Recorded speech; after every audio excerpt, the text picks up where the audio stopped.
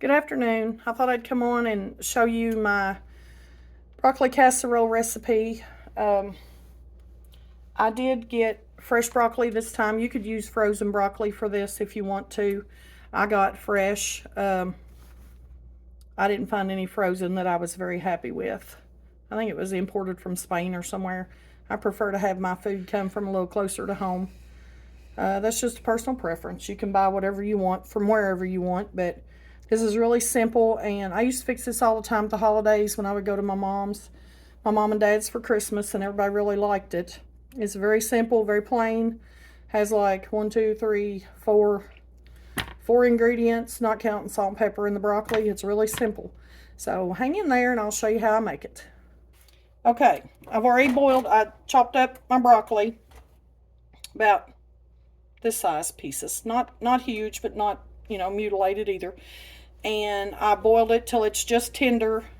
I mean, it's tender enough to eat, but it's not mushy either because it's still got to go through the oven. Still got to go through a cooking cycle in the oven. So, first thing I'm going to do is I'm going to cut up some butter. And I do use real butter in all my cooking. I don't use any tub stuff. I haven't for a very long time. I haven't. We just like the real butter. That's what we're used to. It is more expensive, but I try to stock up. Kroger puts it on sale pretty regular. So I try to stock up and I just stick it in the freezer. So I always have butter on hand usually. And I'm just going to dice up. I'm not going to do a whole lot more. We don't want it being super greasy. Probably about a quarter of a cup or, well, I don't know, about 4.5, 5 tablespoons is about what that was. Just cube it up. We want it cut up pretty small so it kind of gets distributed throughout the casserole. Just a second.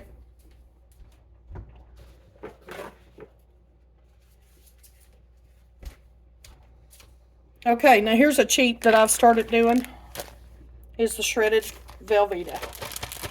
I always used to buy the block Velveeta, and it's gotten so expensive, and I'm lazy. I use this in my macaroni. I know it's the pasteurized processed stuff, and I know it's not healthy, but this is just the best melting cheese, I think, for this type of casserole. I am going to go ahead and put the whole bag in here. This is 8 ounces. And then, where's my spoon? Where's my spoon? I've lost it. Let me find a spoon. I'm going to put a little pepper in it before I stir it up. And I'm going to put a little bit more salt. I did salt my broccoli when it was boiling. And I'm going to put just a tiny bit more. I'm not going to put a ton, because we don't want it to be too salty. Because the rich crackers have salt on them. And then I'm just going to stir this up just to kind of get this dish as hot where it's been sitting on that stove next to the boiling pot. We're having kind of an odd meal tonight. We're going to have the broccoli casserole and cabbage, which I know you're really not supposed to have two cruciferous vegetables together, but we're going to have, see how that cheese has already started melting in the butter a little bit in the warm broccoli. Just make sure you strain it off good. Let's see what that is. I don't know what that is. That could have been a chunk of pepper, I think. I think it's okay. Shouldn't have been anything on the broccoli. I did wash it good. Okay, now, I tell you, I haven't made this in a long time. I hope it turns out. Okay.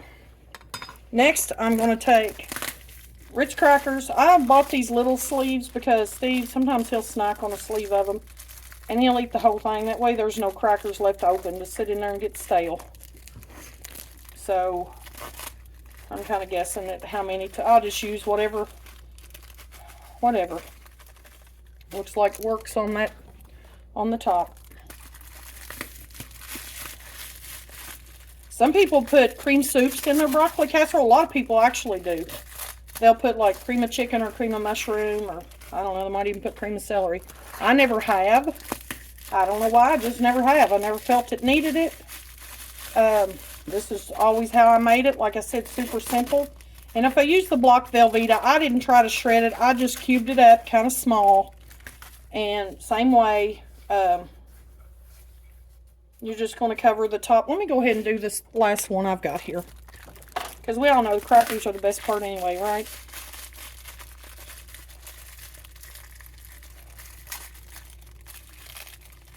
Just crumble your crackers and shake them on there.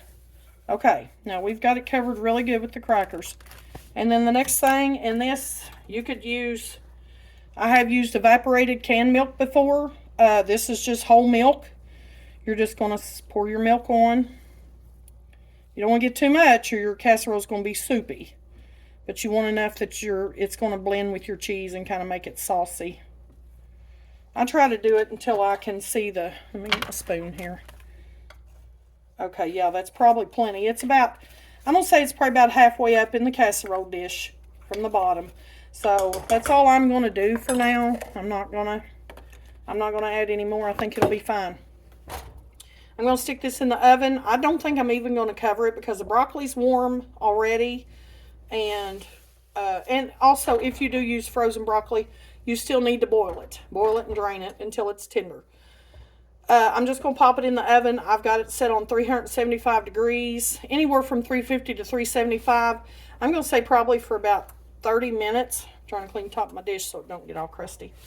Close to 25, 30 minutes probably, until it's good and bubbly. Like I said, everything, you could eat this now because the broccoli is cooked, but it's going to be gross. But just until it's good and brown on top and bubbly around the edges, and it'll be good to go. I'll be back in just a bit. I had to come back for a minute to show you all these purple potatoes. Look at them. Aren't they pretty? They're marbled. I don't know where you get a full-on purple potato, but this is not it. But I still like them. But I wanted to show you now because after they're boiled, the purple's probably going to be gone out of them. But, yeah, I think they're going to taste the same. But I'll get this on and I'll be back. Okay, we're all done. Here's the broccoli casserole. It's kind of good and bubbly around the edges and brown on the top. Looks really good down in there. Give it a try. I know you'll love it. We're going to back up here a little bit. Steve's being my cameraman today. This is really gross looking. I'm just going to be honest. The potatoes kept some of their purple. So they're kind of gross looking really.